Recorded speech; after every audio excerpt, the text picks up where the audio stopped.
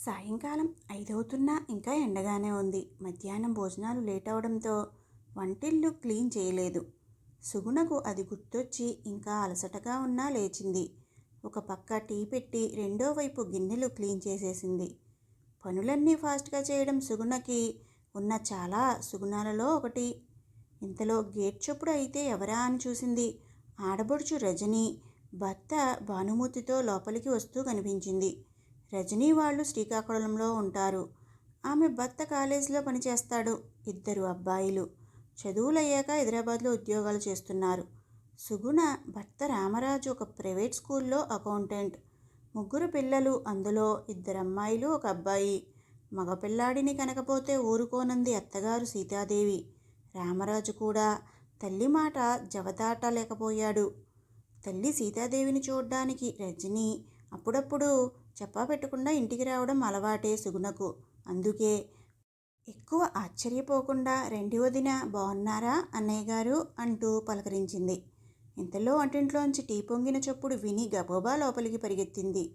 చూసారా, ఇది వరకు వదినా అంటూ చేతిలో బ్యాగ్ అందుకునేది. ఇప్పుడు ఏదో వంకతో లోపలికి పరిగెత్తింది. అమ్మ చెప్తుంటే నమ్మలేదు. సుగుణ చాలా మారిపోయింది. అసలు నన్ను ఇంకా ఏదో చెప్పబోతుంటే ష్ అంటూ భానుమూర్తి వారించడంతో ఎదురుగా చూసింది. దూరంగా తమ్ముడు వస్తూ కనిపించాడు. బాగున్నావా అక్క? ఫోన్ చేస్తే బస్టాండ్కి వచ్చేవాడిని కదా. నమస్కారం బావగారు. రోహిత్ పెళ్లి సంగతి ఏమైంది? జాతకాలు చూపించారా? చేతిలో బ్యాగ్ అందుకుంటూ ఆప్యాయంగా పలకరించాడు. రజని భర్తని కాలేజీలో తప్పితే బయట ఎక్కువ మాట్లాడనివ్వదు. బస్టాండ్ నుంచి పర్వాలేదురా, ఆటోలోనే వచ్చాము. కాకపోతే గేట్ నుంచి లోపలికి బ్యాగ్ మోసుకొచ్చేసరికే నడుం లాగేసింది. నీ పెళ్ళాం బ్యాగ్ కూడా అందుకోకుండా లోపలికి పరిగెత్తింది. మరి గబగబా మరదలి మీద నేరం చెప్తే గాని మనసు కుదుటపడలేదు. సుగుణకి ఒంట్లో బాగోట్లేదక్క. మొన్న కరోనాతో చాలా నీరసంగా అయిపోయింది. ఇంట్లో కూడా బరువులు మొయ్యడం లేదు. తమ్ముడి సమాధానం మింగుటపడలేదు. ఎప్పటిలాగా సుగుణ అని అరిచి తన ముందే ఆమెని నిలదీస్తాడు అని ఆశించింది. ప్లాన్ రివర్స్ అవడంతో ఏమనాలో తెలియక, అయ్యో అవునా తమ్ముడు, పాపం, తనని జాగ్రత్తగా చూసుకో, అదే అనుకున్నా నేను కూడా. లేకపోతే మా మరదలు ఎప్పుడూ అలా చెయ్యదు అన్నాను కదండీ అంటూ మొగుడి వైపు చూసింది. అవునవును తలాడించాడు భానుమూర్తి. ఏది ఏమైనా అక్క వస్తూనే సుగుణ ఆరోగ్యం గురించి అడగకుండా తన మీద కంప్లైంట్ చేయడం నచ్చలేదు రాజుకి. కొంచెం మౌనంగా ముఖం చిట్లించి లోపలికి వచ్చాడు. లోపలికి వస్తూనే సుగుణ వంటింట్లోంచి బయటికి వస్తూ కాఫీ పెట్టమంటారా, టీ పెట్టమంటారా అందరికీ కలిపి అడిగింది. రజని ఏదో అనేలోపు రాజు అందుకుని, నీకు ఏది సులువైతే అది పెట్టు. మధ్యాహ్నం మందులు వేసుకున్నావా? కొంచెం సేపు పడుకున్నావా లేదా అంటుంటే ఏమి జరుగుతుందో అర్థం కాక రజనీకి మతిపోయినట్టయింది. తమ్ముడు మరదలు ప్రసవం అయ్యాక హాస్పిటల్లో కూడా తన ఆరోగ్యం గురించి పరామర్శ చేసినట్లు గుర్తులేదు. రాజు ఇదివరకులాగా లేడు. పెళ్ళాం కొంగు పట్టుకు తిరుగుతున్నాడు అంటూ ఫోన్లో ఏడ్చిన తల్లి గుర్తుకొచ్చింది. తల్లిని పలకరించలేదని గుర్తొచ్చి మాస్టర్ బెడ్రూమ్లోకి అమ్మా అంటూ వెళ్ళి బయటకు వచ్చి అమ్మ ఏదిరా అంటూ అడిగింది. ఈలోపు సీతాదేవి చిన్న బెడ్రూమ్లోంచి బయటకు వస్తూ కూతురిని చూసి సంబరపడిపోతూ ఎప్పుడొచ్చావే అమ్మలు అంటూ పలకరించింది. తల్లిని చూసిన ఆనందం కన్నా ఆమెని గెస్ట్ రూమ్లోకి మార్చారు అన్న విషయం రజనీని బాధించింది. ఇందాక బ్యాగ్ విషయంలో తమ్ముడి రియాక్షన్ గుర్తొచ్చి ఈసారి నెమ్మదిగా అడగాలి అనుకుంది. బాగున్నానమ్మా, నువ్వు ఎలా ఉన్నావు అంటూ వెళ్ళిని తల్లిని కౌగిలించుకోబోతూ ఉంటే ఇంతలో మేడ మీద నుంచి తమ్ముడి పెద్ద కూతురు హాయ్ అత్తా అంటూ పలకరిస్తూనే నానమ్మని స్నానం అయ్యాక ముట్టుకో అత్తా అంటూ మధ్యలో ఆపేసింది. తన పేరు కూడా సీత అనే పెట్టారు, కానీ అందరూ పెద్ద పాప అని పిలుస్తారు. వేలంత లేదు, ఇది కూడా నాకు చెప్పేదే అని మనసులోనే పళ్ళు నూరుకుని పైకి మాత్రం హాయ్ పెద్ద పాప, ఎలా చదువుకుతున్నావు? పరీక్షలు అవకుండానే పాస్ అంట కదా అంటూ ఏదో పెద్ద జోక్ చేసినట్టు తానే పగలబడి నవ్వింది. మరదలు ఇచ్చిన కాఫీ అందుకోబోతుంటే శానిటైజర్ ఇవ్వమ్మా ముందు అత్త వాళ్ళకి అంటూ పెద్ద పాప శానిటైజర్ అందించింది. చిన్నపిల్లలు చిన్నవాళ్ళలాగా ఉండాలి, పెద్దవాళ్ళలాగా అన్నింటిలో దూరకూడదు. తల్లి సనుగుడుతో రామరాజుకి చిరాకు వచ్చింది. ఇప్పుడు అదేమంది అని నీ గురించే చెప్పింది. బయట నుంచి వచ్చి నిన్ను ముట్టుకోవద్దని, శానిటైజర్ రాసుకోమని చెప్పడం కూడా తప్పేనా అంటూ తల్లిని గసురుకున్నాడు.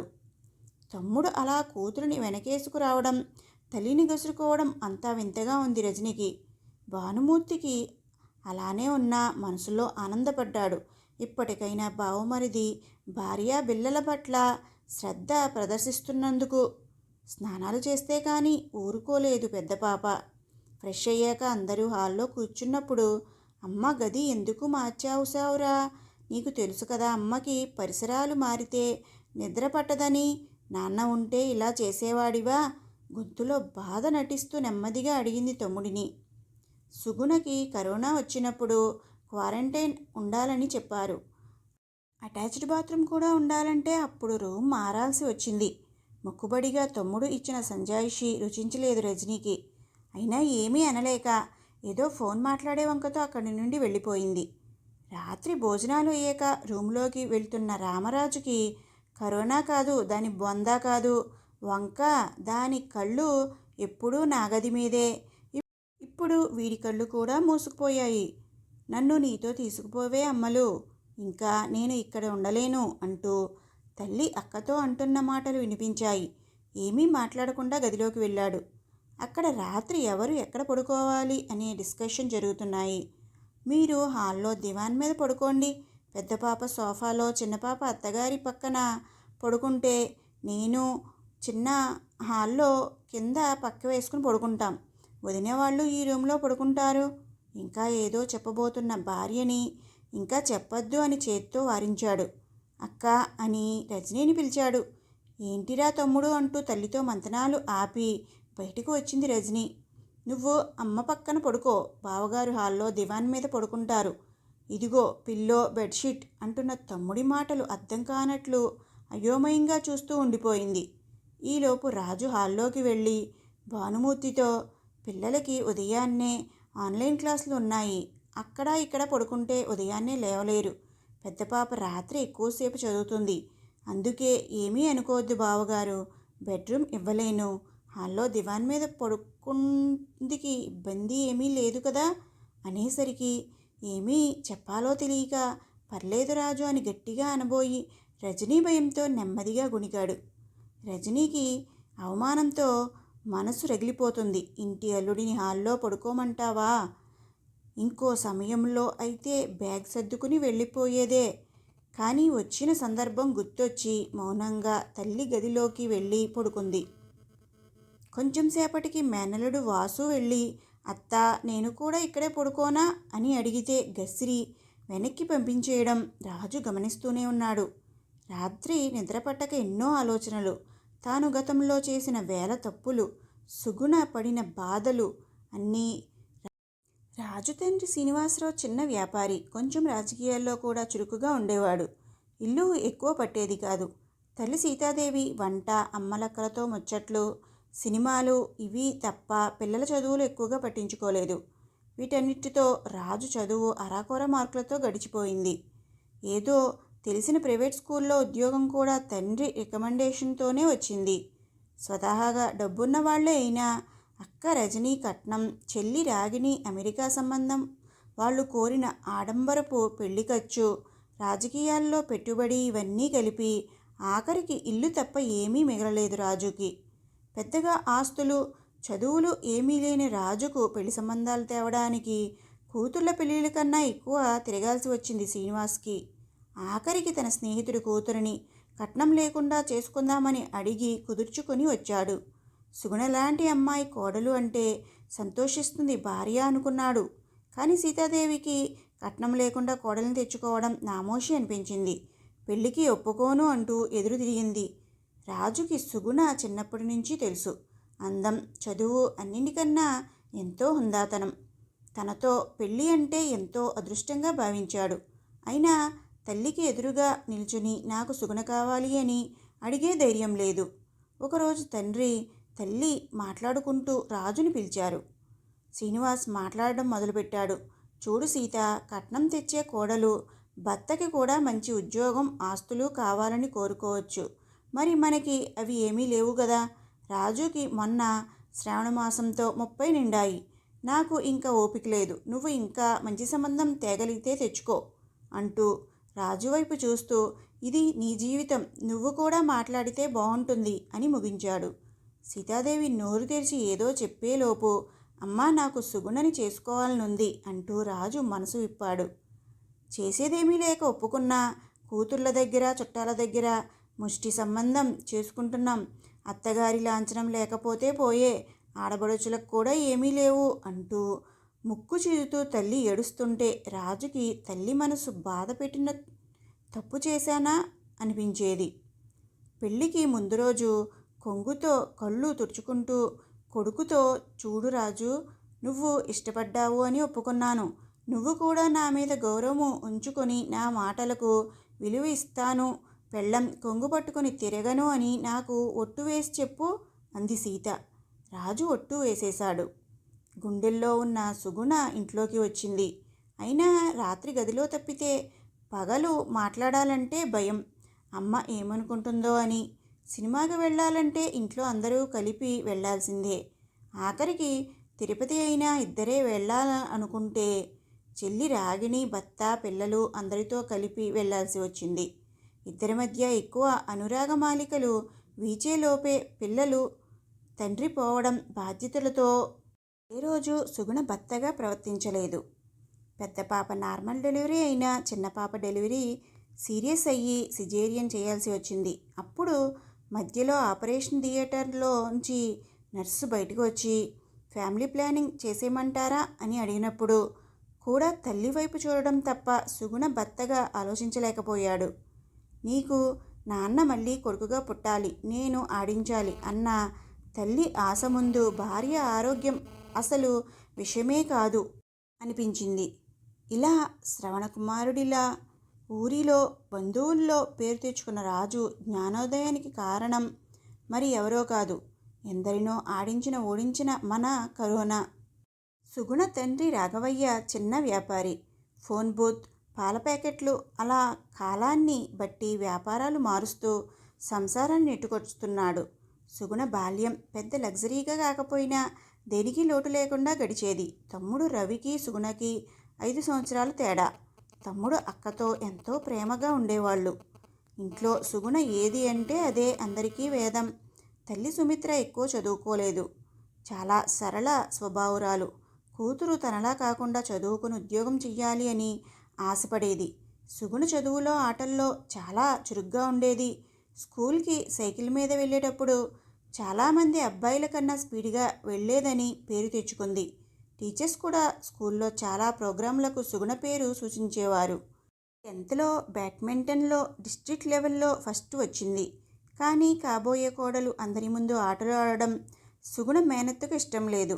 అందుకే అక్క అయిష్టాన్ని గ్రహించిన రాఘవ కూతురిని స్టేట్ లెవెల్కి ఆడనివ్వలేదు. కానీ కూతురంటే రాఘవకి ప్రాణం. అమ్మా అని పిలిచేవాడు.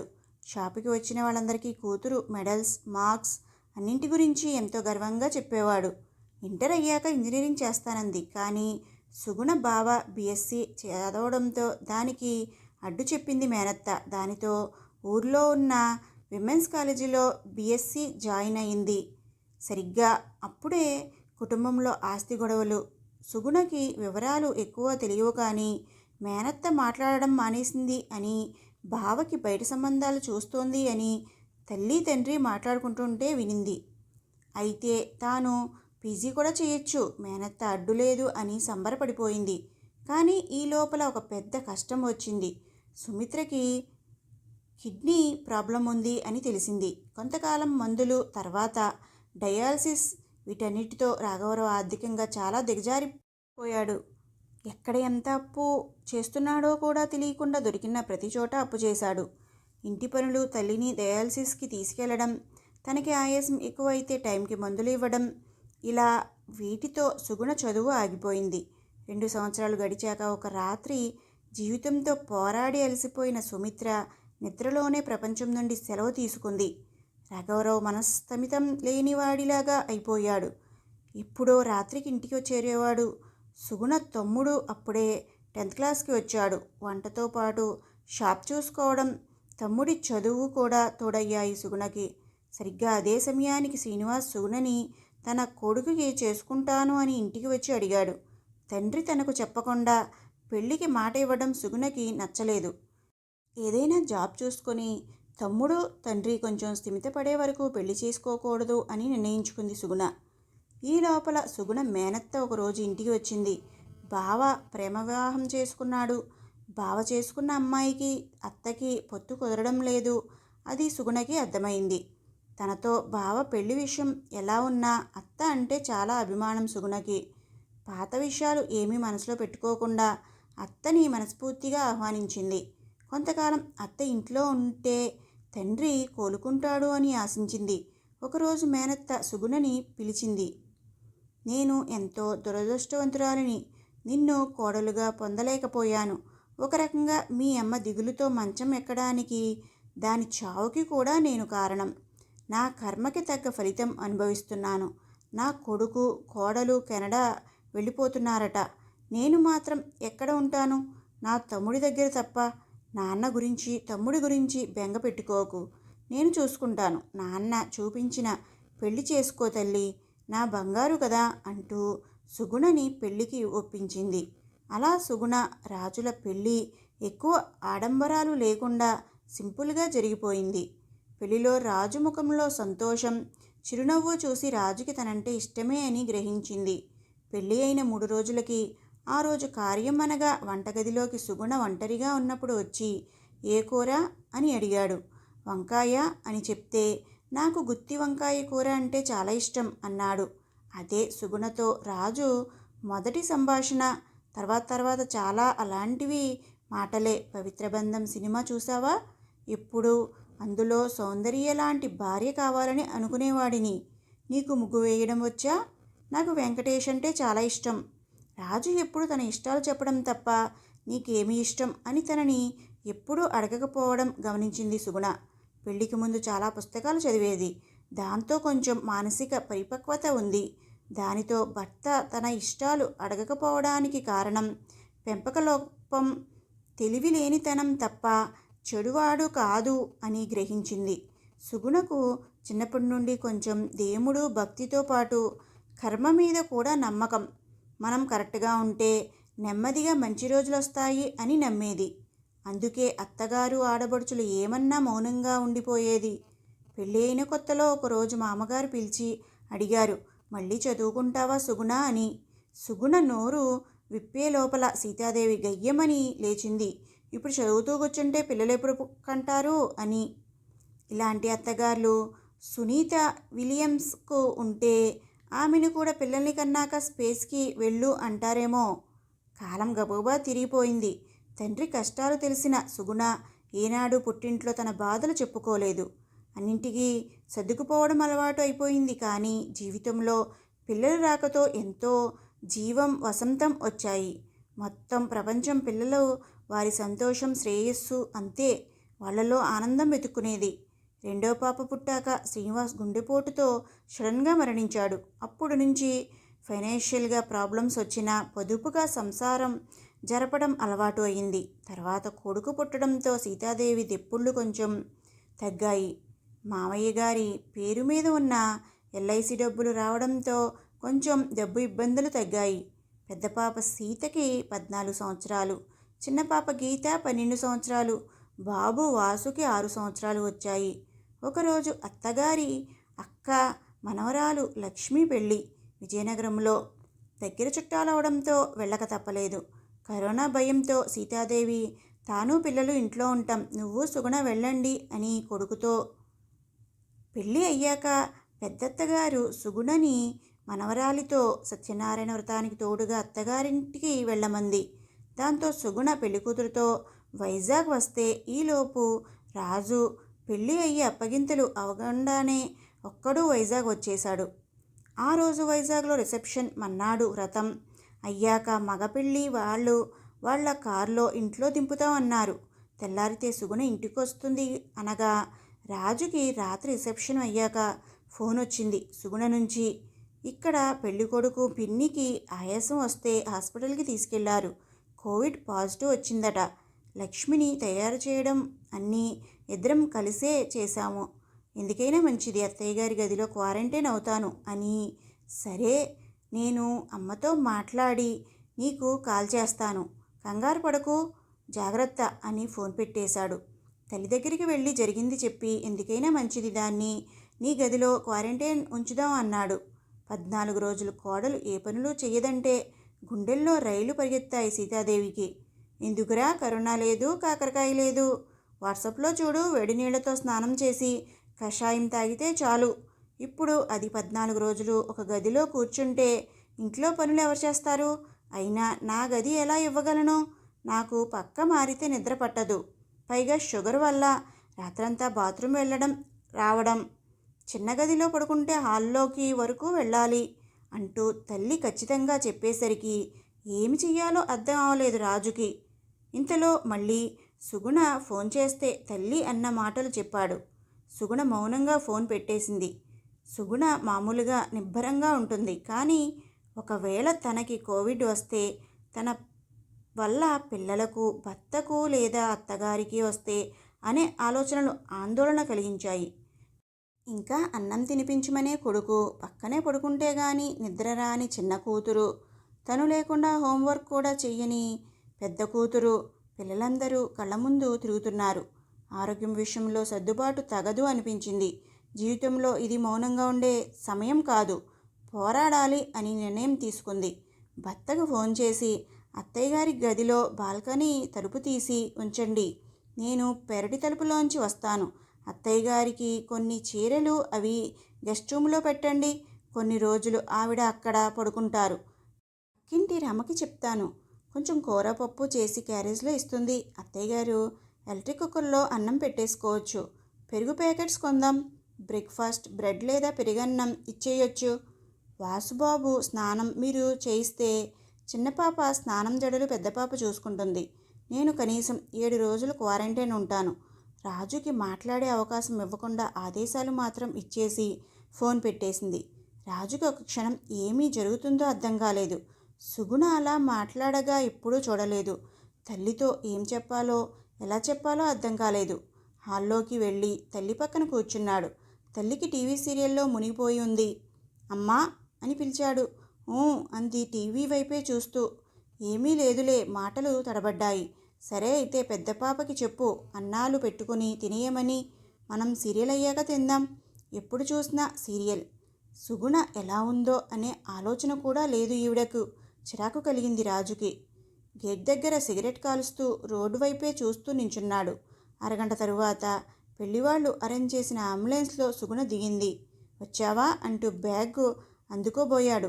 2 అడుగులు వెనక్కి వేసి చేత్తో దగ్గరికి రావద్దు అని సైగ చేసింది. లోపలికి చూసి పిల్లలు ఏం చేస్తున్నారు అని అడిగింది. అమ్మతో కూర్చుని హాల్లో అన్నాలు తింటున్నారు నెమ్మదిగా చెప్పాడు. అయితే సరే, నేను పెరట్లోంచి బాల్కనీ తలుపు తీసుకుని అత్తయ్య గారి గదిలోకి వెళ్తాను. పిల్లలు అత్తయ్య గారు అటువైపు రాకుండా చెయ్యండి. స్నానం చేసి వచ్చాక ప్లేట్లో కొంచెం అన్నం కూర పెట్టి వెనకాల బాల్కనీ గోడ మీద పెట్టండి. వాటర్ బాటిల్ దుప్పటి కూడా ఇవ్వండి. నేను లోపలికి వెళ్ళాక గేట్ నేను నడిచిన మేర అంతా ఎయిర్ శానిటైజర్ స్ప్రే చేయండి. మాస్క్ తీయకుండానే అన్నీ చెప్పింది. వెనక్కి నుంచి బ్యాగ్తో గదిలోకి వెళ్ళాక బెడ్రూమ్ తలుపులు లోపల నుంచి వేసుకుని కిటికీ దగ్గరకు వచ్చి నెమ్మదిగా అత్తయ్య గారు అని పిలిచింది. సీతాదేవికి బెడ్రూమ్లోంచి సుగుణ పలకరించడం అయోమయంగా తోచింది. ఇప్పుడొచ్చావు? నాకు కనిపించకుండా లోపలికి ఎలా వెళ్ళావు? ఆరా తీస్తున్నట్లు అడిగింది. వచ్చి 5 నిమిషాలు అయింది. నేను వెనక నుంచి వచ్చాను. కనీసం 7 రోజులు క్వారంటైన్ అయ్యి కోవిడ్ టెస్ట్ చేయించుకొని అప్పుడు బయటికి వస్తాను స్థిరమైన గొంతుతో చెప్పింది. మరి ఇంట్లో వంట పనులు నేనెక్కడ పడుకోవాలి? అది కూడా నువ్వే చెప్పు. రాజు నీకు తెలుసా ఈ సంగతి?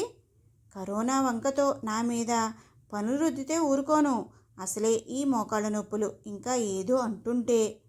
పనులు నేను చేస్తాను నానమ్మ, చెల్లి కూడా హెల్ప్ చేస్తుంది. అసలు కరోనా వల్ల మా అందరికన్నా నీకే రిస్క్ ఎక్కువ. 1 వీక్ కదా, మేనేజ్ చెయ్యొచ్చు అని పెద్ద పాప చెప్తుంటే తన వైపు ఎంతో ముచ్చటగా చూశాడు రాజు. ఎంత పెద్దరికంగా మాట్లాడింది. తను ఎందుకలా సుగుణ చేసిన పని సమర్థిస్తూ మాట్లాడలేకపోయాడు అనే ఆత్మవిమర్శ మొదలైంది. 2 రోజులు గడిచాక సుగుణకి కొంచెం ఫీవర్, ఒళ్ళు నొప్పులు మొదలయ్యాయి. కోవిడ్ పాజిటివ్ రిపోర్ట్ వచ్చింది. ఆన్లైన్ కన్సల్టేషన్ తీసుకుని ట్రీట్మెంట్ మొదలుపెట్టారు. కానీ 5 రోజుల తరువాత ఉన్నట్టుండి సుగుణకు ఆయాసం పెరిగి ఊపిరి ఆడలేదు. అంబులెన్స్లో హాస్పిటల్లో జాయిన్ చేయాల్సి వచ్చింది.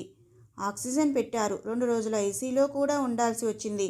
హాస్పిటల్లో ఆక్సిజన్ మాస్క్, ఒంటి నిండా గొట్టాలు సూదులతో సుగుణని పీపీఈ కిట్ వేసుకుని చూస్తున్నప్పుడు గుండె చాలా బరువుగా, నిస్తారణంగా కింద పడిపోతానేమో అనేంతగా సచేతనంగా అయిపోయాడు రాజు.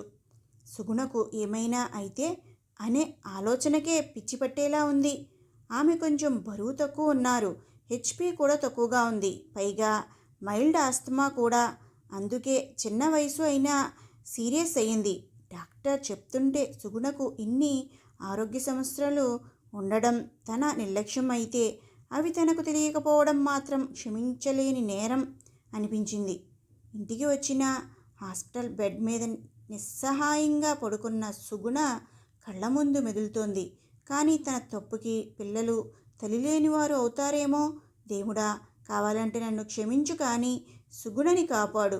మనసులో సైలెంట్గా ప్రార్థిస్తూ కళ్ళ వెంట నీళ్లు జలపాతంగా కారిపోతున్నాయి. ఎక్కిళ్ళు సౌండ్కి పెద్ద పాప వెనక్కి తిరిగి చూసింది తండ్రిని.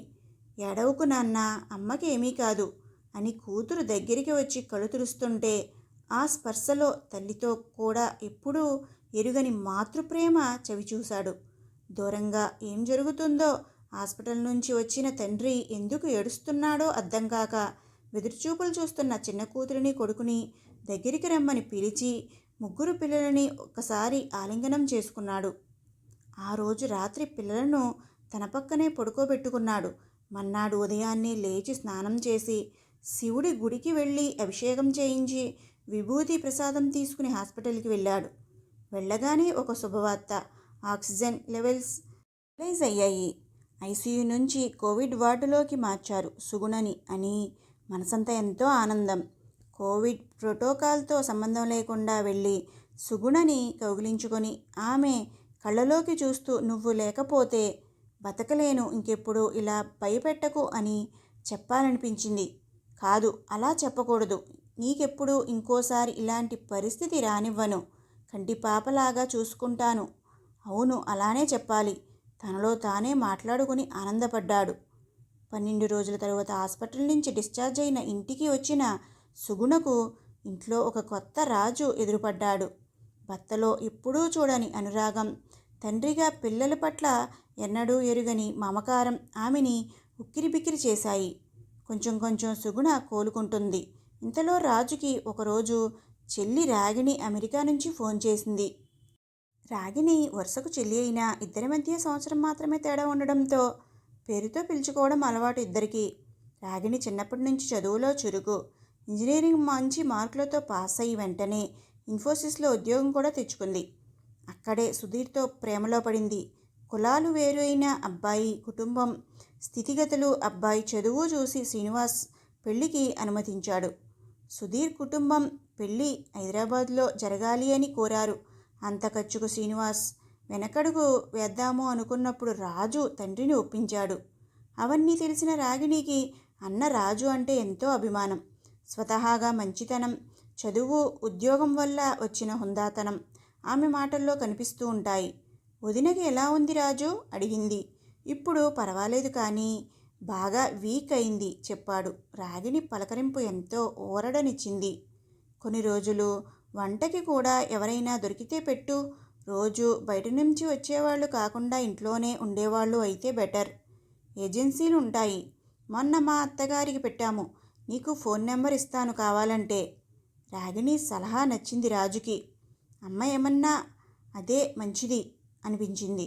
సరే, అలాగే నెంబర్ ఇవ్వు రాగిణి, చాలా థ్యాంక్స్. ఏం చెయ్యాలో అర్థం కానప్పుడు మంచి సూచన చేశావు, మనస్ఫూర్తిగా అభినందించాడు. భలేవాడివే, ఫోన్ నెంబర్ ఇవ్వడం కూడా గొప్పేనా? ఇంటికి వస్తే కాలు కింద పెట్టనివ్వదు వదిన. దానితో పోలిస్తే ఇది ఎంత? ఇంకా డబ్బేమైనా కావాలా రాజు? ఆమె మాటల్లో సుగుణ పట్ల ఉన్న ప్రేమ, అభిమానానికి గిల్టీతో రాజు కళ్ళంటా నీళ్లు తిరిగాయి. తన చెల్లికి అర్థమైనంత కూడా సుగుణ ఇన్ని రోజులు తనకి అర్థం కానందుకు. వద్దు రాగిణి, అవసరమైతే చెప్తాను. అక్కడ ఎలా ఉంది? నువ్వు, బావగారు, పిల్లలు కూడా జాగ్రత్త అని కొంచెం సేపు బాగోగులు తెలుసుకొని ఫోన్ పెట్టేశాడు.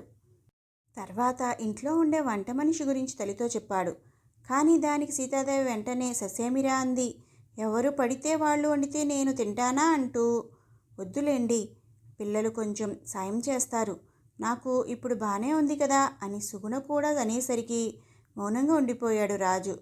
ఫోన్ పెట్టింది కానీ రాగిణి మనసులో లేదు.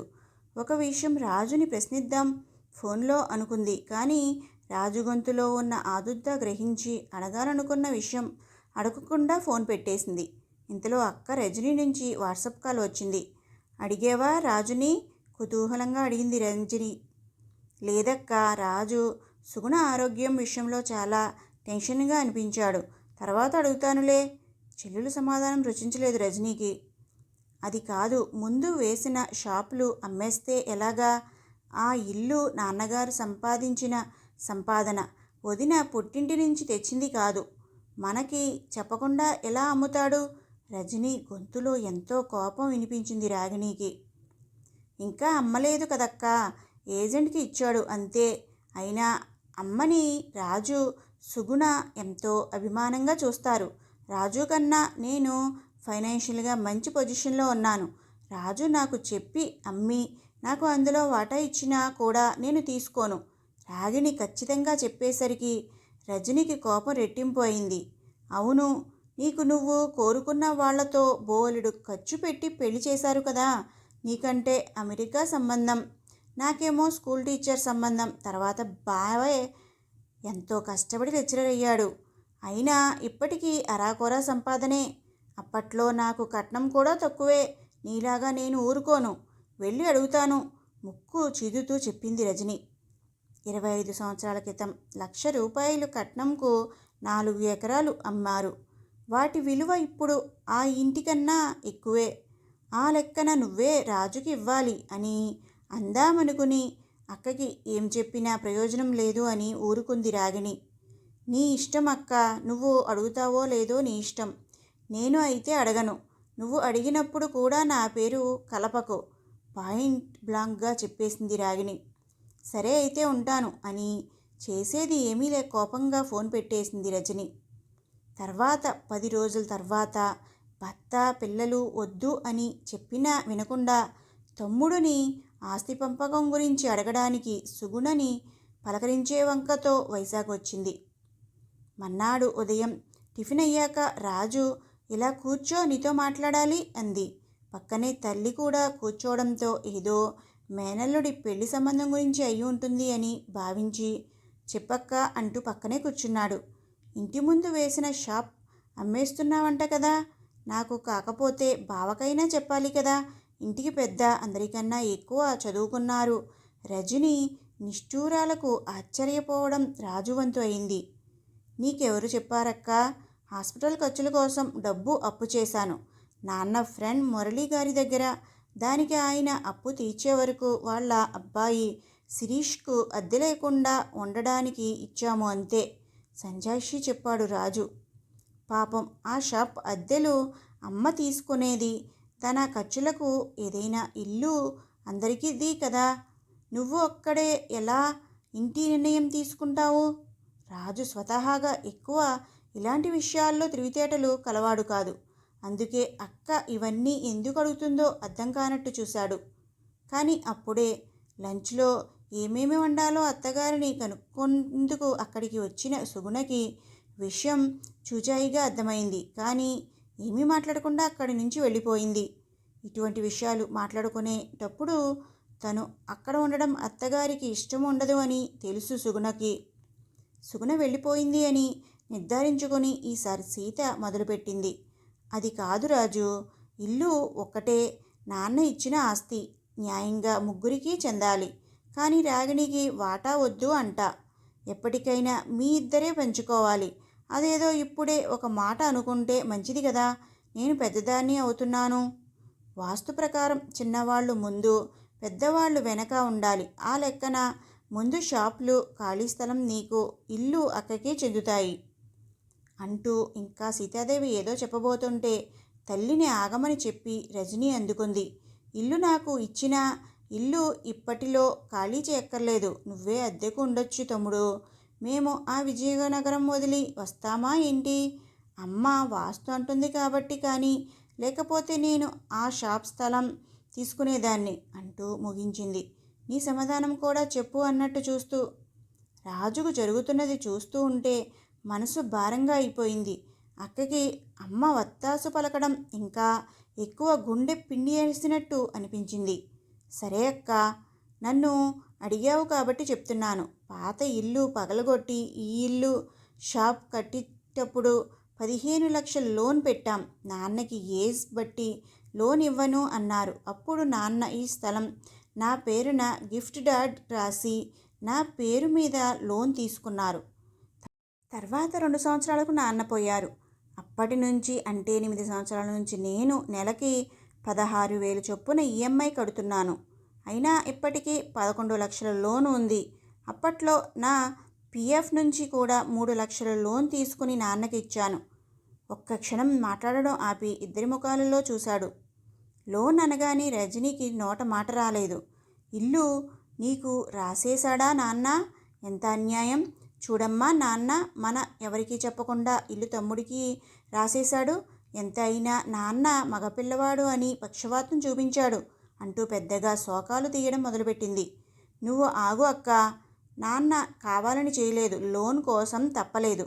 అప్పట్లో కోరుకొండలో స్థలం నీకిద్దామనుకున్నారు. కానీ అది తర్వాత లిటిగేషన్లో ఇరుక్కుంది. ఇప్పుడు చనిపోయి పైనున్న ఆయన్ని అనుకోవద్దు. ఇల్లు, షాప్, స్థలం అన్నీ నా పేరు మీద ఉంటే ఏమి? అన్నీ అమ్మేసి నీ వాట నీకిస్తాను, సరేనా? అన్న తమ్ముడు మాటలకు నేను విన్నది నిజమేనా అనే ఆశ్చర్యంతో మునిగిపోయి నోట మాట రాకుండా వెరిచూపులు చూసింది కాసేపు. తర్వాత మెలకు వచ్చినట్టు అయ్యి తాను విన్నది నిజమేనా? తమ్ముడు తన పేరు మీద తన ఆస్తి అమ్మి అక్కకి వాటా ఇస్తాడా అనే అనుమానం వచ్చి, నిజమా రాజు? ఒట్టు అని అడిగింది. నిజం అక్క, నన్ను నమ్ము. కానీ న్యాయంగా. ఇది నాన్న ఆస్తి కాబట్టి అమ్మకి కూడా వాటా ఇవ్వాలి. వచ్చిన డబ్బులోంచి లోన్ అమౌంట్, నా పిఎఫ్ తీయగా మిగిలినవి మొత్తం 4 వాటాలు వెయ్యాలి. నేను ఇన్ని సంవత్సరాలు కట్టిన ఈఎంఐ అద్దె కింద భావిస్తాను. కాకపోతే ఇంకో మాట, ఆస్తులే కాదు అమ్మ బాధ్యత కూడా అందరం సమానంగా తీసుకోవాలి స్థిరమైన గొంతుతో చెప్పాడు రాజు. అన్నీ నచ్చినా ఆఖరి మాట గొంతు దిగలేదు సీతకు. అంటే ఏంటిరా ఇప్పుడు? తల్లిని పంచుకుంటారా అందరూ? బాధాతప్త గొంతుతో ప్రశ్నించింది సీతాదేవి. ఆస్తి ఇస్తానన్నట్టే అంటూ తమ్ముడు పెట్టిన ఈ తిరకాసు రజనీకి అర్థమైనట్టు ఉంది, లేనట్టు ఉంది. మెదడులోనే లెక్కలు మొదలైపోయాయి. మొత్తం ఇల్లు, షాపులు కలిసి 50 లక్షలు వస్తాయి అనుకుంటే లోన్, పిఎఫ్ తీర్చక ఒక్కొక్కరికి 9 లక్షలు కూడా రావు. వాటితో అమ్మని కూడా చూడాలి అంటే అమ్మకి 10 సంవత్సరాల క్రితం గర్భసంచి క్యాన్సర్ వచ్చి తగ్గింది. కానీ అప్పటి నుంచి ప్రతి సంవత్సరం క్యాన్సర్ టెస్ట్ చేస్తూ ఉంటారు. తన దగ్గర అమ్మ ఉన్నప్పుడు అమ్మకి ఏదైనా జబ్బు చేస్తే అమ్మకి పెన్షన్ కూడా లేదాయే. ఇంట్లో కూడా ఇస్త్రీ చీరలు కడుతుంది. ప్రతి సినిమా చూడాలంటుంది. పుట్టింట ఏ ఫంక్షన్ అయినా పెద్ద గిఫ్ట్లు ఇమ్మంటుంది. సుగుణ వల్ల మొత్తం పని అలవాటు కూడా పోయింది. ఇక్కడ పొల్ల తీసి అక్కడ పెట్టదు. తల్లిని ఇంట్లో ఉంచుకొని చూడడం తన వల్ల అవుతుందా? అమ్మ, రాగిణి ఇద్దరు వాళ్ళ డబ్బులు తమ్ముడికే ఇచ్చేయచ్చు. చక్కగా ఇంకో ఇల్లు కొనుక్కుంటాడు. పైగా అమ్మని 4 నెలలు చూస్తే చాలు. ఎలా చూసినా తమ్ముడికి లాభం. కాకపోతే తనకే లాభమా నష్టమా? రజనీ ఆలోచనలు ఇలా సాగాయి. అయినా ఆలోచనలు పైకి రానివ్వలేదు. సరే రాజు, నువ్వు ఎలాగంటే అలాగే. మంచి బేరం చూసి అమ్మేద్దాం అంటూ ముగించింది. భోజనాలు అయ్యాక 4 గంటలు కాఫీ తాగి విజయనగరం బయలుదేరి వెళ్ళిపోయారు రజనీ, భానుమూర్తి. ఇల్లంతా నిశ్శబ్దంగా ఉంది. సుగుణ మనసులో ఇల్లు అమ్మేస్తే ఎలా, ఎక్కడుంటారు? ఇలాంటి ఆలోచనలు ముసురుతున్నాయి. రాజుకి మాత్రం అన్ని విషయాల్లో ఒక స్పష్టత వచ్చినట్టు ఉన్నాడు. ఎంత లేదన్నా ఇల్లు అమ్మి లోన్ తీర్చగా తన వాటా 9 లక్షలు కాకుండా పిఎఫ్ డబ్బులు 3 లక్షలు వస్తాయి. హాస్పిటల్లో 2 లక్షలు తీర్చేస్తే ఇంకా 10 లక్షలు ఉంటాయి. అవి ఫిక్స్డ్ చేసేయచ్చు. మళ్ళీ లోన్ తీసుకుని అపార్ట్మెంట్ తీసుకోవచ్చు. నాన్న పోయారు కాబట్టి అన్నా తమ్ముడు అన్యాయం చేశాడు అనే అపవాదు తనకొద్దు అనుకున్నాడు. ఇంతలో ఏజెంట్ బేరం తీసుకొచ్చాడు. కోవిడ్ వల్ల కొంచెం అనుకున్న దానికన్నా 2 లక్షలు తక్కువ వచ్చాయి. ఒక్కొక్క వాటా 50,000 తగ్గాయి. రాజు, నాకు వాటా వద్దు, నేను ఇప్పటిలో అమెరికా నుంచి రాలేను. నా డబ్బులు కూడా నువ్వే ఉంచుకుని అమ్మని జాగ్రత్తగా చూసుకో అంది రాగిణి. దానికి రాజు ఒప్పుకోలేదు. నీకు వద్దకపోతే అమ్మకివ్వు. అమ్మని నా దగ్గర ఉంచుకోవడంలో నాకేమీ ప్రాబ్లం లేదు. అది పూర్తిగా అమ్మ ఇష్టం. నీ బదులు నా దగ్గర కానీ అక్క దగ్గర కానీ ఎప్పుడైనా ఉండొచ్చు అని ఖరాఖండిగా చెప్పాడు. ఇల్లు అమ్మడం అయిపోయింది. Raju ready to move in apartment book చేసుకున్నాడు. ఇల్లు కొన్నవాళ్ళు ఖాళీ చేయడానికి 3 months గడువు ఇచ్చారు. అంతా సవ్యంగా అవుతోంది అని సుగుణ అనుకుంటున్నప్పుడు ఒకరోజు రజని వచ్చింది ఇంటికి. ఎంత జరిగినా ఏమాత్రం ముఖం ముడుచుకోకుండా నవ్వుతూనే లోపలికి ఆహ్వానించిన సుగుణని చూసి, బాగానే నటిస్తుంది. ఈ నటన చూసి నా తమ్ముడు పడిపోవచ్చేమో, కానీ నా దగ్గర అవేమీ కుదరవు అన్నట్టు పెడసరంగా ఒక చూపు చూసి లోపలికి వచ్చింది. రావే అమ్మలు, అల్లుడుగారు రాలేదా అంటూ ముఖమంతా ఆనందంతో పలకరించింది సీతాదేవి. బాగున్నానమ్మా. ఏంటో 4 రోజుల నుంచి నువ్వే కలలో వస్తున్నావు. చూడాలని ఒకటే మనసు పీకేసింది. అప్పటికీ మీ అల్లుడు అన్నారు కాలేజీలో ఆడిట్ ఉంది, 1 వారం ఆగు నేను వస్తాను అని. కానీ నీకు తెలుసు కదా, నాకు ఒకసారి బెంగ వస్తే అంతే. తల్లిని కౌగిలించుకుంటూనే గొక్క తిప్పుకోకుండా చెప్పేసింది రజని.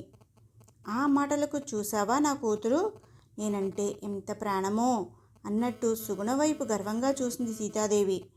అటువంటి మాటలకి చేష్టలకి కించెత్తు అయినా రియాక్ట్ అవ్వడం ఏనాడు అలవాటు లేదు సుగుణకి. బదులుగా చిన్న నవ్వు నవ్వి ఊరుకుంది. ముక్కల పులుసు పెట్టాను, గుమ్మడి వడియాలు వేయించినా లేకపోతే సగ్గుబియ్యం వడియాలు వేయించినా అని అత్తగారిని అడిగింది. సగ్గుబియ్యం వడియాలు నీ మొగుడికి, గుమ్మడి వడియాలు అద్ద మొగుడికి 2 వేయించు నవ్వుతూ చెప్పింది సీత. సరే అని లోపలికి వెళ్ళి వడియాలు వేయిస్తూనే కొంచెం రైస్ వేరే చిన్న కుక్కర్లో పెట్టి వండిన పదార్థాలు అన్నీ డైనింగ్ టేబుల్ మీద పెట్టేసరికి సుగుణ ఈలోపు పెద్దపాప కూడా హాల్లో మేనత్తని పలకరించి వంటగదిలోకి వచ్చి సుగుణకి సాయం చేసింది. కొంచెం అకౌంట్ పనులు చూడడం వల్ల స్కూల్కి వెళ్ళిన రాజు కూడా ఇంటికి వచ్చేశాడు. హాల్లో తల్లితో కూర్చున్న అక్కని చూసి, హాయ్ అక్క, బాగున్నావా, బావెక్కడా అంటూ పలకరించాడు. బాగున్నానురా, నువ్వు కొనుక్కుంటున్న ఇల్లు చూద్దామని వచ్చానురా. పరాచకంగా మాట్లాడినట్టుగానే అడుగుదామనుకున్నది అడిగింది. అలాగే అక్క, తప్పకుండా చూపిస్తా. 550 స్క్వేర్ ఫీట్ అక్క, 3వ అంతస్తులో ఉంటుంది. గ్రూప్ హౌస్, చిన్న ఇల్లు, కానీ మంచి సెంటర్లో ఉంది. అన్నీ చుట్టూ తిరుగుతాయి. నాకు కూడా స్కూల్ దగ్గర, పెద్ద పాపకి కూడా తన జూనియర్ కాలేజ్ దగ్గరే అంటూ వివరంగా చెప్పాడు. 550 స్క్వేర్ ఫీట్ అంటే ఎంత ఉంటుందిరా అంటూ ప్రశ్నించింది సీత కొడుకును ఉద్దేశించి. ఈలోపు పెద్ద పాప, ఇంచుమించు మన హాల్ ఇంకా కిచెన్ కలిపితే ఎంత ఉంటుందో అంతమన్నమాట అని వివరించింది. అంత చిన్న ఇంట్లో ఎలా ఉంటారురా, ఎన్ని బెడ్రూములు ఉంటాయేంటి ఆరా తీసినట్టు అడిగింది రజని. 1 BHK అక్క, కాకపోతే ఒక చిన్న గది ఎక్స్ట్రా వచ్చింది. అది దేవుడి రూమ్గా కానీ పిల్లలకు స్టడీ రూమ్గా కానీ వాడుకోవచ్చు, మంచం పట్టదు అంటూ క్లుప్తంగా వివరించాడు రాజు. ఓహో, ఒక్కటే బెడ్రూమ్ అన్నమాట. ఒకటే అనే పదాన్ని నొక్కి వక్కాణిస్తూ మరీ అంది రజని. నిజానికి రజనీకి అన్నీ తెలుసు. రాజు ఫ్లోర్ ప్లాన్లు ఇంకా ఫ్లాట్కి సంబంధించిన వివరాలు అన్నీ పెద్ద బావ అంటే రజనీ భర్త భానుమూర్తికి వాట్సాప్లో ఎప్పుడో పంపాడు. రాజు కొనబోయే ఇల్లు చిన్నది అన్నది తల్లికి తెలియజెయ్యాలి అన్నది ఆమె భావన. తాను ఆశించిన నిరుత్సాహం తల్లి కళ్ళలో కనిపించినందుకు, తన ప్లాన్ పనిచేసినందుకు మనసులోనే సంతోషించింది. మధ్యాహ్నం భోజనాలు అయ్యాక తల్లిని నెమ్మదిగా కదిపింది. ఇంకా ఇక్కడ ఎందుకమ్మా, మా ఇంటికి వచ్చే, పెద్ద ఇల్లు, మేము ఇద్దరమే బిక్కుబిక్కుమని ఉంటున్నాము. మాకు పెద్ద దిక్కు కింద ఉంటుంది. నీ చిన్న మనవడు విష్ణు నీకు ఏసీ కూడా పెట్టిస్తాడంట అంటూ సహజంగానే సీతాదేవి తెలివి అయినది.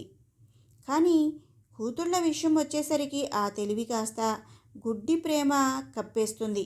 అందుకే కూతురు తనకి చెప్పిన విషయాలు, చేస్తున్న భాషలు, తన మీద చూపుతున్న అమితమైన ప్రేమ అన్నీ నిజమని భావించసాగింది. రాత్రి భోజనాలు అయ్యాక సీతాదేవి అందరి ముందు పబ్లిక్గా డిక్లేర్ చేసేసింది, నేను రజనీతో విజయనగరం వెళ్తున్నాను, మళ్ళీ నీ కొత్త ఇంటి గృహప్రవేశం సమయానికి వస్తాను అని. ఇప్పుడు ఎందుకు నువ్వు వెళ్ళడం, నువ్వు లేకపోతే నాకు తోచదు లాంటి మాటలు ఏమీ అనకుండా, సరే అమ్మా నీ ఇష్టం, వెళ్ళాలంటే వెళ్ళు అన్న కొడుకు వైపు ఒకసారి ఆశ్చర్యంగా చూసింది.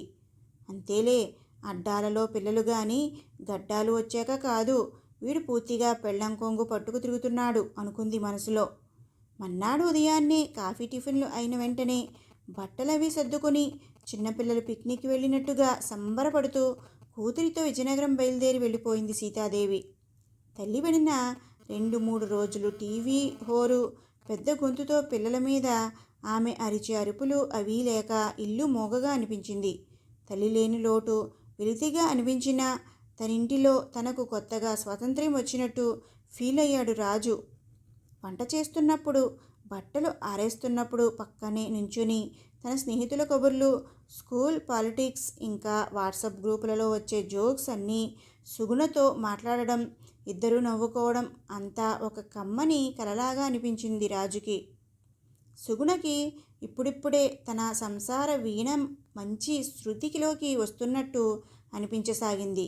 ఇంచుమించు సీతాదేవి వెళ్ళిన 1 రోజులకి ఒకరోజు రాజు బయట నుంచి ఇంట్లోకి వచ్చేసరికి పిల్లలు నిశ్శబ్దంగా సోఫాలో కూర్చొని సుగుణ విక్కిళ్లతో ఏడుస్తూ కనిపించారు. ఏమైందో అర్థం కాక దగ్గరికి వెళ్ళి మోకాళ్ళలో తలకు దూచుకుని ఏడుస్తున్న సుగుణ తల మీద చెయ్యి వేసి, ఏమైంది సుగుణ, ఎందుకు ఏడుస్తున్నావు అని అనునయంగా అడిగాడు. అంతే, సుగుణ వెంటనే లేచి రాజుని సునామీలాగా చుట్టుకుని, అత్త చనిపోయిందిట అంది. తమ్ముడు ఇప్పుడే ఫోన్ చేశాడు, 3 రోజుల క్రితం కూడా ఫోన్ చేసి నాతో ఎంత బాగా మాట్లాడిందో అంటూ ఎక్కిళ్ళ మధ్యలో ఏడుస్తూ చెప్పింది. అలా కళ్ళ నిండా కన్నీళ్లతో బేలగా ఏడుస్తున్న సుగుణని చూసి హృదయం ద్రవించుకుపోయింది. ఏడవకు సుగుణ, మనం వెంటనే బయలుదేరి వెళ్దాం, మీ నాన్నగారికి నిన్ను చూస్తే కొంచెం ఓదార్పుగా ఉంటుంది. త్వరగా కొన్ని బట్టలు అవి నువ్వు సర్దుగలవా, లేక పిల్లల సాయంతో నేను సర్దనా అని అడుగుతున్న రాజు వైపు కళ్ళు తుడుచుకుంటూ నిజంగానా అని నమ్మలేనట్టుగా అడిగింది. ఎందుకంటే 2వ పాప కడుపుతో ఉన్నప్పుడు సూడుదులు సమంగా ఇవ్వలేదని కోపం వచ్చి ఆ రోజు నుంచి సుగుణని పుట్టింటికి పంపలేదు సీతాదేవి. నిజంగా వెళ్దాం సుగుణ, మీ నాన్నగారు అంత కష్టంలో ఉన్నప్పుడు వెళ్ళకపోతే ఎలా అని సుగుణతో అంటూనే, పెద్ద పాప చిన్న పాప రండి, అమ్మ పాపం ఏడుస్తుంది కదా, మనమే బ్యాగ్ సర్దేద్దాం అంటూ పిల్లల్ని పిలిచాడు. అంతవరకు ఏడుస్తున్న తల్లిని చూసి బిక్కముఖం వేసుకుని కూర్చున్న పిల్లలు తండ్రి ఆదేశాలతో హుషారుగా లేచి రాజుకి అన్నీ సర్దడంలో హెల్ప్ చేశారు. బాబు వాసు అయితే బయటకు చెప్పట్లేదు కానీ మనసులో సంబరపడిపోతున్నాడు. పుట్టి బుద్ధి ఎరిగాక తాతగారింటికి వెళ్ళడం తెలీదు. తన ఫ్రెండ్స్ అందరూ పండగలకు సెలవులకు తాతగారింటికి వెళ్ళి బోలెడు బొమ్మలు, కలర్ పెన్సిల్స్ అన్నీ తెచ్చుకుంటారు. ఇప్పుడు తాను కూడా తెచ్చుకోవచ్చు అని సంబరపడిపోతున్నాడు. తను వెళ్తున్నది చావు పరామర్శకి అని కూడా అర్థం చేసుకోలేని ఆ పసి మనసు. రాజుకైతే ఈ నిర్ణయం తీసుకోవడం ద్వారా తాను కొంచెం స్వతంత్రుడు అయినట్లు ఫీల్ అయ్యాడు. ఒక్కసారి కూడా తల్లికి ఫోన్ చేసి ఏం చేయమంటుందో అడగాలన్న ఊహ కూడా రాలేదు. మరి చెట్టు నీడలో మొక్కలు ఎదగువు అన్న అక్షర సత్యం అనిపించింది. ఎవరింట్లో అయితే పిల్లలు ఎదిగినప్పటికీ పెద్దలే నిరంకుశంగా నిర్ణయాలు తీసుకుంటారో 2 అనర్థాలు జరుగుతాయి. ఒకటి, పిల్లలు బాగా ఎదురు తిరగడం, వితంతంగా తయారవడం వల్ల సంబంధాలు ముక్కలవుతాయి. లేదా ఆ పిల్లలు చేతకాని చేవలేని దద్దమ్మలవుతారు. సుగుణ ఇంట్లో వంట కూడా చేయకుండా ఏడుస్తూ కూర్చుంది అని గ్రహించిన రాజు పిల్లలకి వద్దు వద్దు అంటున్న బలవంతంగా సుగుణకు కూడా హోటల్లో దోశలు తినిపించి ఆటోలో రాఘవరావు ఇంటికి బయలుదేరారు. రాఘవరావు ఇల్లు కొత్త రోడ్ నుంచి 2 కిలోమీటర్ల లోపలికి ఉంటుంది. ఎప్పటి నుండో అక్కడే ఉండడం స్వతహాగా రాఘవరావు మంచితనం వల్ల చుట్టుపక్కల బలగం బాగానే ఉంది. సుగుణ వాళ్ళు వెళ్ళేసరికి ఇంట్లో చుట్టుపక్కల వాళ్ళు చాలామందే ఉన్నారు రాఘవరావుకి ధైర్యం చెప్పడానికి. రాఘవరావు అక్క ఈశ్వరికి గత 2 సంవత్సరాల క్రితం గుండెపోటు వచ్చింది. అప్పట్లో స్టంట్ కూడా వేశారు. అయినా ఎక్కువగా కారాలు చిరుతిళ్ళు తినే ఆవిడ ఆహారపు అలవాట్లు 10 సంవత్సరాలుగా తనను చూడడానికి కూడా కొడుకు రాలేదనే బెంగ, వీటిలో ఏదీ కారణం అనేది ఇతిమితంగా చెప్పలేము కానీ ఈసారి హాస్పిటల్ గుమ్మం ఎక్కిన ఈశ్వరమ్మ ఇంకా ఇంటికి తిరిగి రాలేకపోయింది. బావమరిది ఇంకా హాస్పిటల్లోనే ఉన్నాడు అని తెలుసుకున్న రాజు ఒకసారి రాఘవరావుని పలకరించిన తరువాత అక్కడ ఏమైనా అవసరమేమో అని తను కూడా హాస్పిటల్కి బయలుదేరాడు. అనుకోకుండా హాస్పిటల్లో కనిపించిన బావగారిని చూసి రవి ఆశ్చర్యపోయాడు. ఇంకా ఆలస్యం ఉందా, ఏదైనా ఫార్మాలిటీస్ చెయ్యాలా అని అడిగిన బావగారికి సమాధానం చెప్పాడు. మా బావ సుదీప్కి ఇన్ఫామ్ చేశాం బావగారు. కెనడా నుంచి రావడానికి ట్రై చేస్తున్నాడు. అందుకే ఇవాళ ఇక్కడే మార్చరీలో ఉంచి రేపు తీసుకువెళ్దామా లేక ఐస్ బాక్స్ అద్దెకి తీసుకుని ఇప్పుడే ఇంటికే తీసుకెళ్దామా అని ఆలోచిస్తున్నాము. మా వీధిలో ఎవరైనా చనిపోతే అంత్యక్రియలు అయ్యే వరకు ఎవరూ వంటలు చేసుకోరు, అది ఆలోచిస్తున్నాము అన్నారు. అలా అయితే ఇక్కడే మార్చరీలో ఉంచి రేపు మార్నింగ్ తీసుకెళ్తే బెటర్ ఏమో కదా అన్నాడు రాజు. సరే అయితే నేను బిల్స్ అవి పూర్తి చేసి వస్తాను, మీరు ఇక్కడే ఉండండి బావగారు అంటూ హాస్పిటల్ బిల్లింగ్ కౌంటర్కి వెళ్ళాడు. దూరంగా వెళ్ళాక మీరు కూడా రండి అని రాజు పక్కనే నుంచున్న ఇద్దరి ఫ్రెండ్స్కి సైగ చేశాడు. వాళ్ళు కూడా రాజుతో ఇప్పుడే వస్తామని చిన్నగా చెప్పి అక్కడికి వెళ్ళారు. 10 నిమిషాలు గడుస్తున్నా ఇంకా ముగ్గురు ఏదో మాట్లాడుకోవడం, టెన్షన్ పడుతూ ఫోన్లు చేయడం చూసి ఖచ్చితంగా ఏదో డబ్బు ఇబ్బందే అనిపించింది. తన దగ్గర ఇల్లు అమ్మిన డబ్బులు ఉన్నాయి కదా, పోనీ సహాయం చేద్దామా, అమ్మ ఏమంటుందో అనే ఆలోచన ఒక సేనొక్కను వచ్చినా దాన్ని వెంటనే పక్కకు పెట్టి లేచి బిల్లింగ్ కౌంటర్కి వెళ్ళాడు. ఏంటి రవి, ఏదైనా డబ్బు సమస్య అని అడిగాడు. లేదు బావా, బిల్లు 2 లక్షలు అయింది. ఆల్రెడీ నిన్న కట్టిన 1,00,000 ఉంది. ఇంకా 1,10,000 కట్టాలి మార్చరీ అడ్వాన్స్తో కలిపి. రేపు అత్తని తీసుకుని వెళ్తున్నప్పుడు 10,000 వెనక్కి ఇచ్చేస్తారు.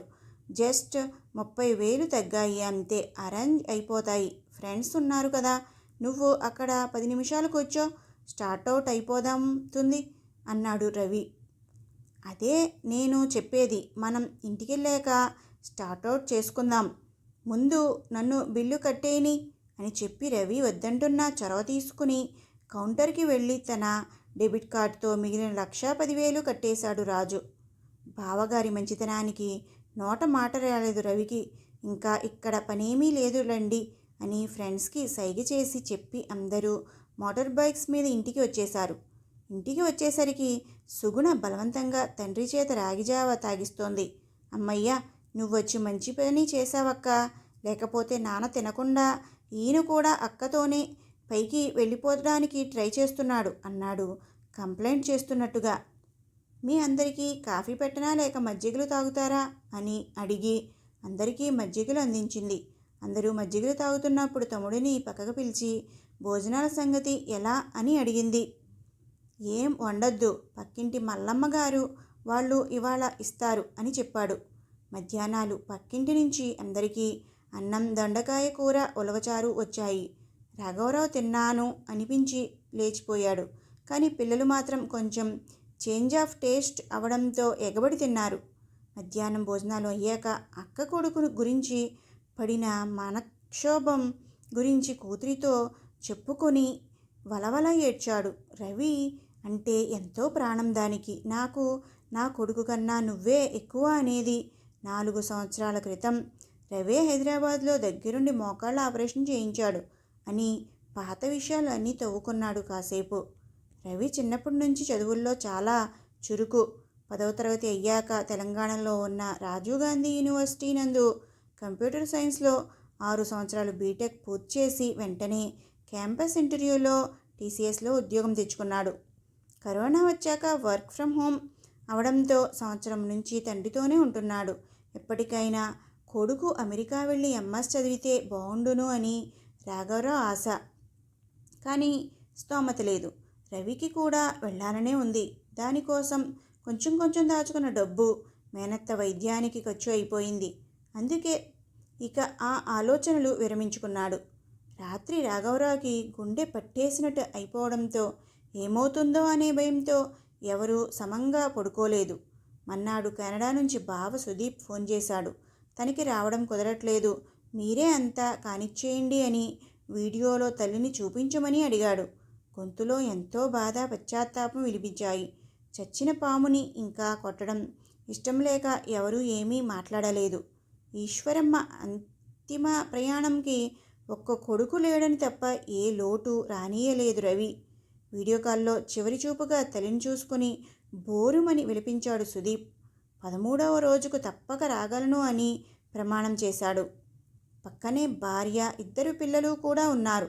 వారు కూడా ఏడుస్తూ కాకపోయినా బాధ ఎక్స్ప్రెస్ చేస్తూ ఫోన్లోనే ఆవిడకు నివాళులు అర్పించారు.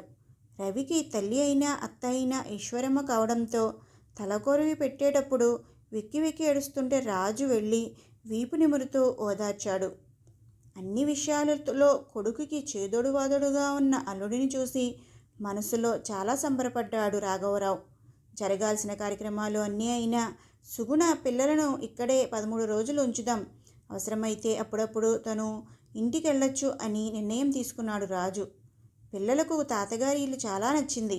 రెండో పాప అయితే ఎప్పుడు బయట మామిడి చెట్టుకు కట్టిన ఉయ్యాల మీదే ఉంటోంది. వాసుకైతే మేనమామతో బైక్ మీద తిరగడం, బయట వీధిలో పిల్లలతో క్రికెట్ ఆడడం అదేదో పండగకి వచ్చినట్టుంది. అందుకే అంటారేమో పెద్దలు చావు కూడా పెళ్లితో సమానం అని.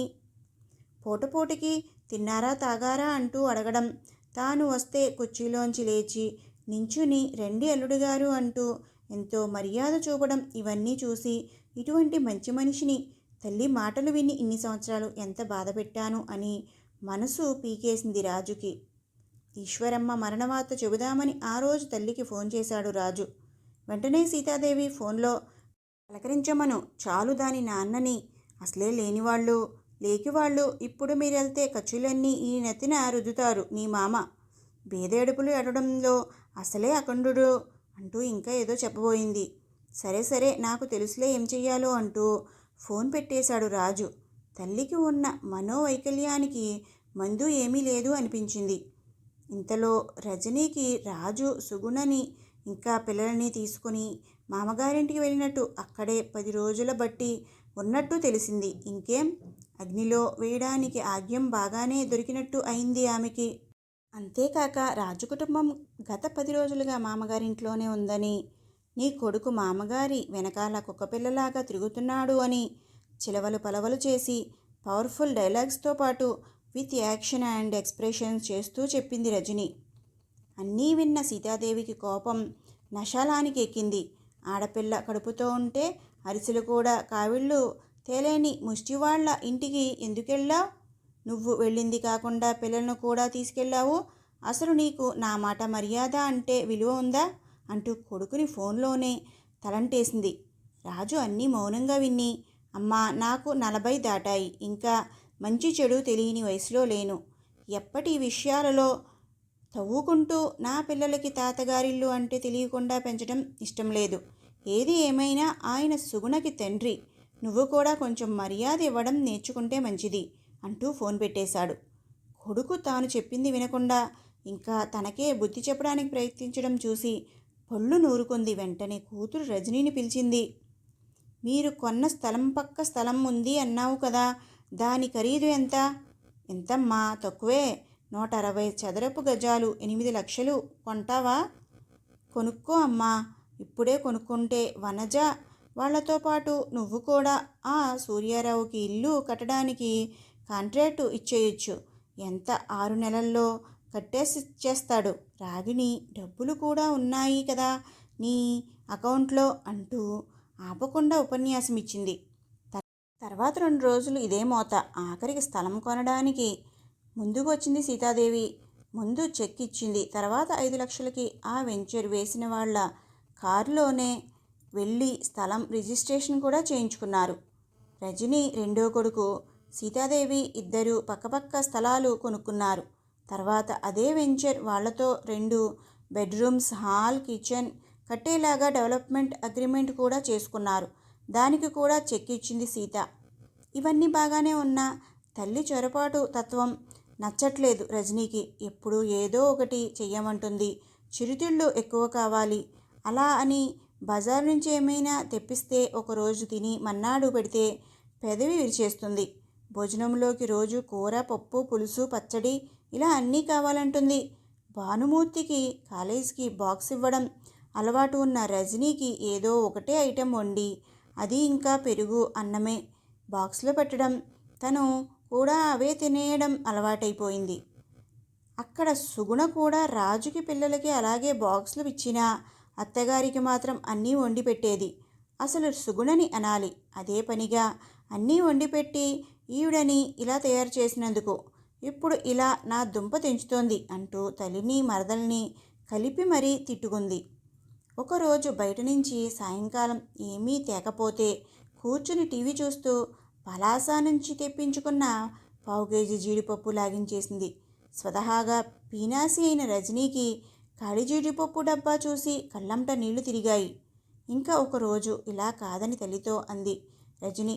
బయట తిళ్ళు తినొద్దు అంటున్నారు కదా, ఈ కరోనా టైంలో మనమే ఏదైనా చేసుకుంటూ ఉందాం. నువ్వు జంతికలు చెక్కలు బాగా చేస్తావు కదా, విష్ణుగాడికి ఎంత ఇష్టమో. మళ్ళీ ఆఫీసులు తెరిస్తే హైదరాబాద్ వెళ్ళిపోతాడు, వాడి కోసమైనా చెయ్యొచ్చు కదా అని.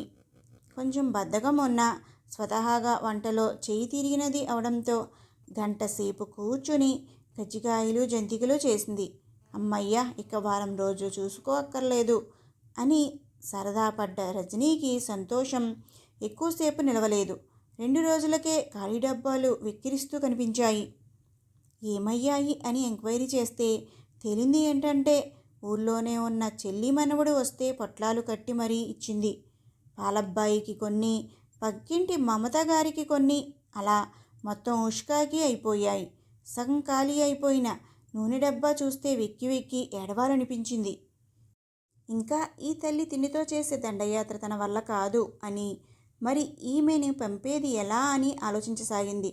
2 రోజులు బుర్రకు బాగా పదును పెట్టి తల్లి దగ్గరికి వెళ్ళి, మా మామగారి తమ్ముడికి ఆరోగ్యం బాగాలేదు, నేను మీ అల్లుడుగా వారం రోజులు గుంటూరు వెళ్ళాలి, నువ్వు తమ్ముడి దగ్గరికి వెళ్తావా అని అడిగింది తల్లిని.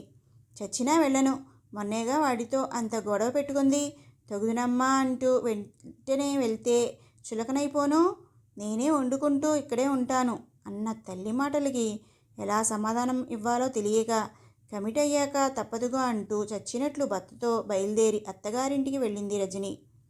కూతురు వెళ్ళాక 1-2 రోజులు ఇరుగు పొరుగు వాళ్ళు కొంచెం కూరలు పప్పులు ఇచ్చిన తర్వాత స్వయం పాకం తప్పలేదు సీతకి.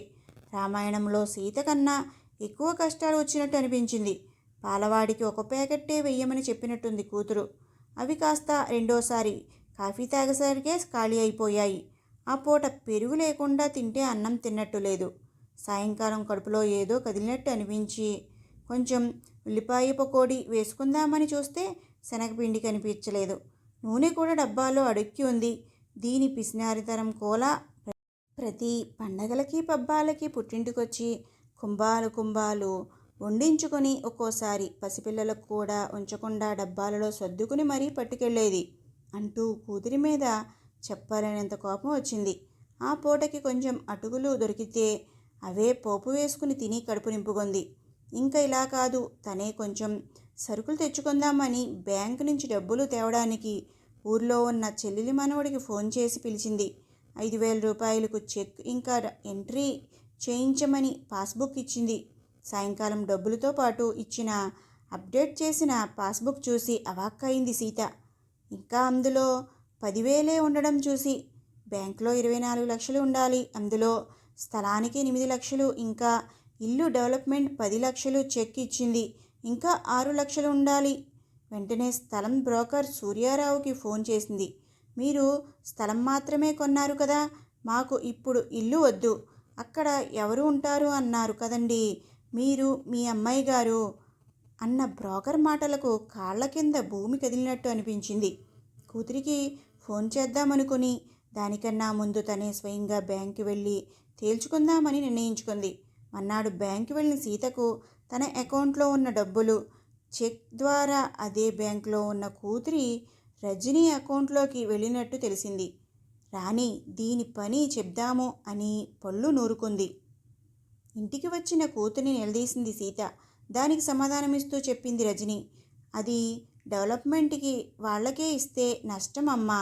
మాకు తెలిసిన ఇంకో బిల్డర్ తక్కువకి కడతాను అన్నాడు. డబ్బు కూడా కొంచెం కొంచెం ఇవ్వాలి.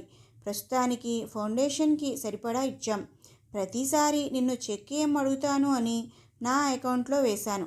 నా డబ్బులు నీ డబ్బులు కూడా విష్ణు వడ్డీలకు తిప్పుతున్నాడు. ఇదిగో ఈ నెల నీ డబ్బుకి వచ్చిన వడ్డీ అంటూ చేతిలో 20,000 పెట్టేసరికి సీతకి వడ్డీ చూసిన ఆనందంతో అసలు మర్చిపోయింది.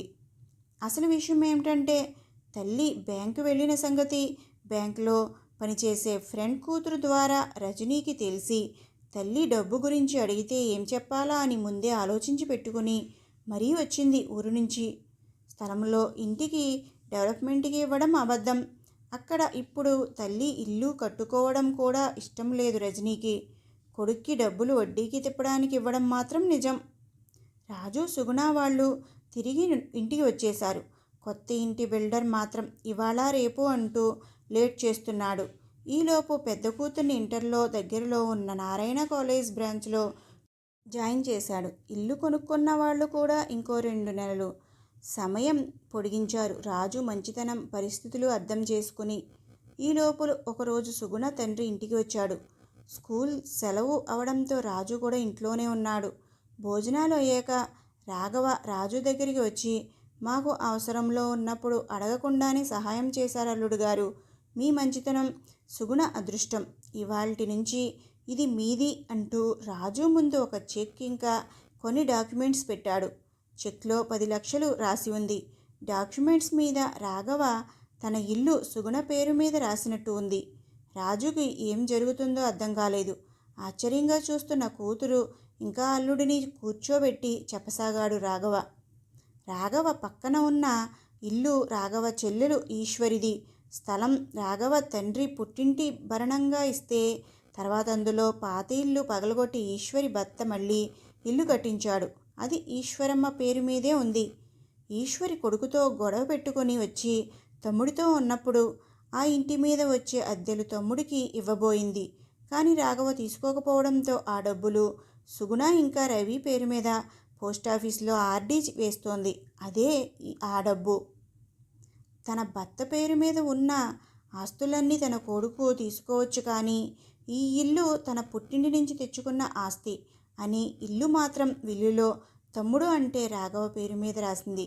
అందుకే రాఘవ తను ఇప్పుడు ఉన్న ఇల్లు సుగుణకి ఇచ్చేయదలుచుకున్నాడు. 2 ఇళ్ళు పక్కపక్కనే ఉండడంతో కలిసి డెవలప్మెంట్కి ఇస్తే 50-50 ఇస్తామన్నంటున్నారు. నువ్వు రవి కలిపి ఆలోచించి ఇచ్చామంటే మనకు కనీసం 5 ఫ్లాట్స్ ఇచ్చి కొంచెం గుడ్విల్ అమౌంట్ కూడా ఇస్తామంటున్నారు.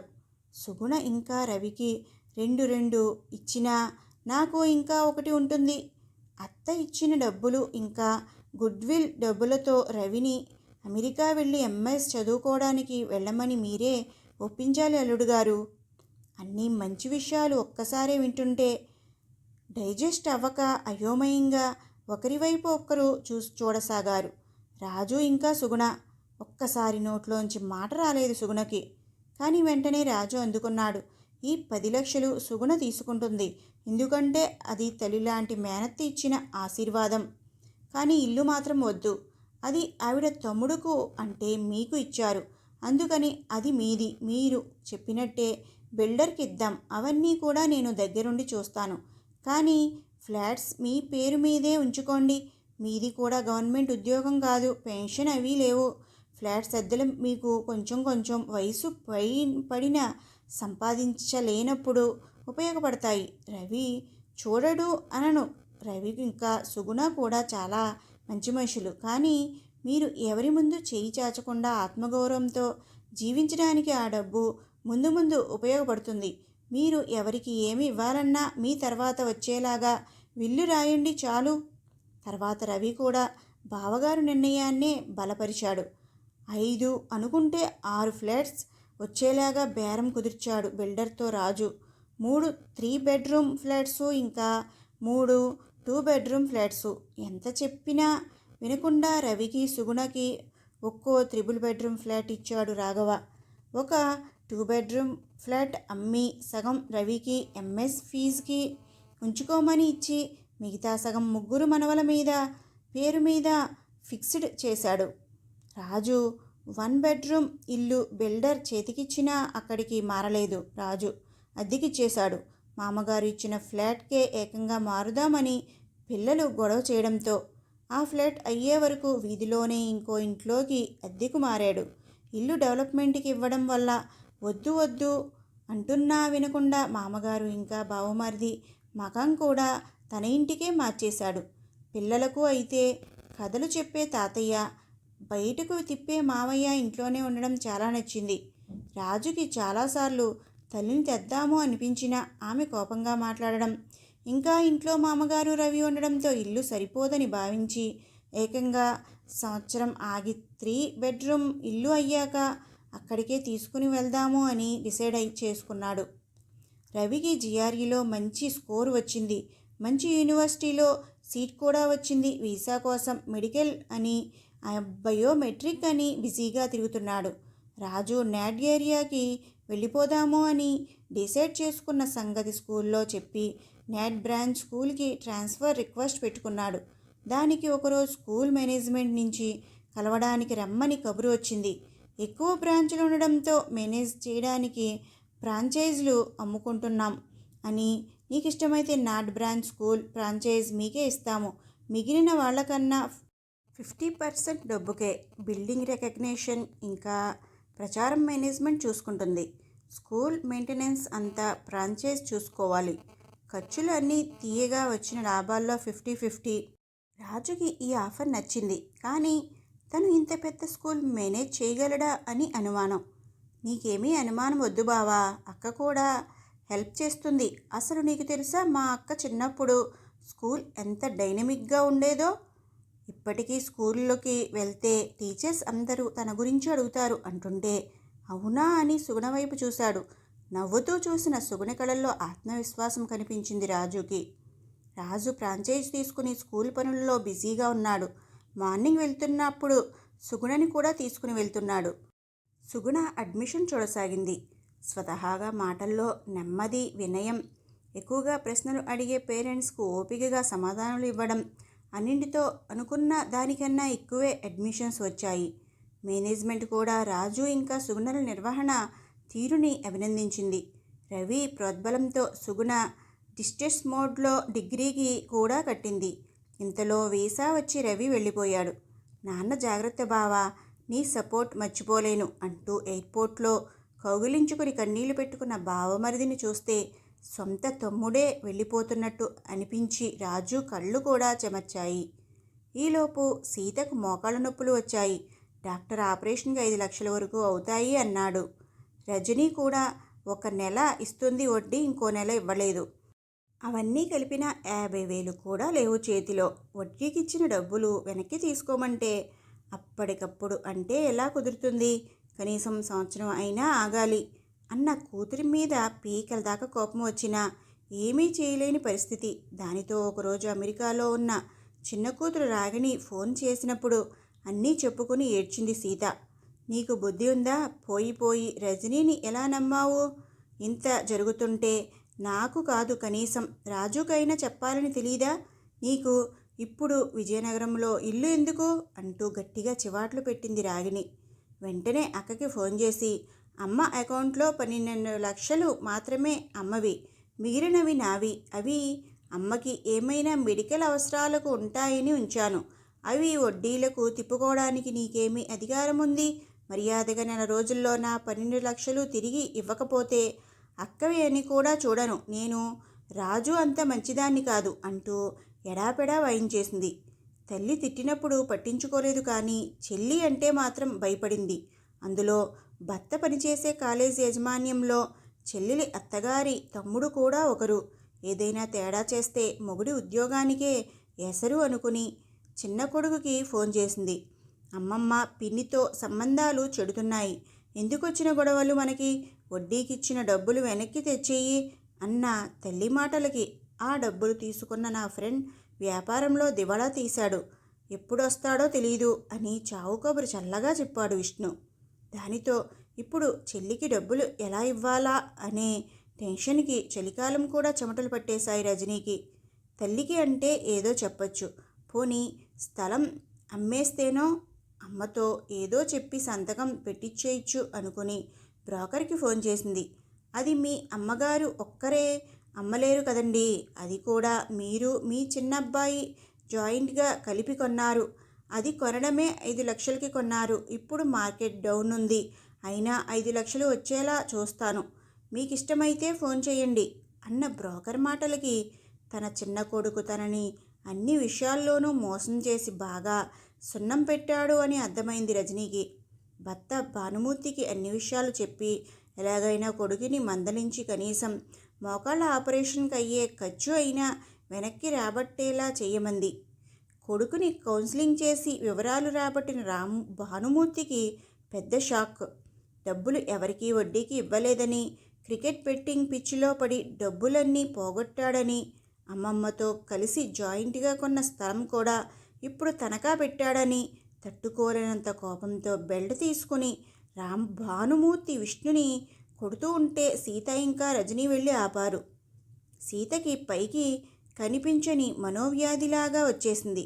3 పసిపిల్లలతో గంపెడు బాధ్యతలతో ఉన్న కొడుకుకి ఆసరాగా ఉన్న ఒక్క ఇల్లు కూడా అమ్మించేసి చాలా పాపం మూట కట్టున్నట్టు అనిపించింది. తనకు ఈ శాస్త్రి జరగడానికి తన కర్మలే కారణం అనిపించి మోకాళ్ళ నొప్పుల మందులు కూడా వేసుకోవడం మానేసింది. మోకాళ్ళ వెనుక అంతా నొప్పితో వాపులు పెరిగి జ్వరం వచ్చి ఆ జ్వరంతో రాజు అంటూ కొడుకుని కలవరిస్తుంటే ఏం చెయ్యాలో తెలియక భానుమూర్తి ఫోన్ చేసి రాజుకు విషయాలు అన్నీ చెప్పాడు. రాజు ఇంకా ఒక 6 నెలల్లో బిల్డర్ ఇల్లు ఇచ్చేస్తాడు, అప్పుడు మామగారు వెళ్ళిపోయాక తల్లిని తీసుకుని వద్దాం అనుకున్నాడు. కానీ భానుమూర్తి ఫోన్తో వెంటనే బయలుదేరి అక్క ఇంటికి వెళ్ళాడు. కొడుకుని చూసిన సీత అంతవరకు ఫోన్లో చూపించిన డాంబికం అంతా దులుపుకొని కౌగిలించుకుని కన్నీళ్లు పెట్టుకుంది. రాజు అక్క ఇంట్లో ఎవరితోనూ ఏమీ ఎక్కువ మాట్లాడకుండా తల్లిని తీసుకుని విశాఖపట్నం వెళ్ళిపోయాడు. కొడుకు ఇంట్లో ఉన్న వియ్యంకుడిని చూసి ఇదివరకులాగా ముఖం చిట్లించుకోలేదు సీత. బాగున్నారా, ఇన్నాళ్లకు ఉన్నారు కూతురి ఇంట్లో అంటూ నవ్వుతూ పలకరించిన సీతను చూసి ఆశ్చర్యపోవడం రాఘవంతో అయింది.